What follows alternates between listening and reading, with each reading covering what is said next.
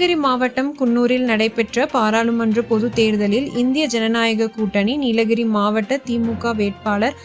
ராசா அவர்களை பெருவாரியான வாக்கு வித்தியாசத்தில் வெற்றி பெற செய்ய அவர்களை ஆதரித்து திமுகவுக்கு இணையாக இந்திய தேசிய காங்கிரஸ் குன்னூர் நகராட்சிக்குட்பட்ட அனைத்து வார்டுகளிலும் ஆற்றல் மிகு குன்னூர் நகர தலைவர் ஆனந்த்குமார் அவர்களின் தலைமையில் உதயசூரியன் சின்னத்தில் வாக்கு சேகரிப்பில் ஈடுபட்டு உதயசூரியன் சின்னத்தில் வாக்களிக்குமாறு கேட்டுக்கொண்டனர்.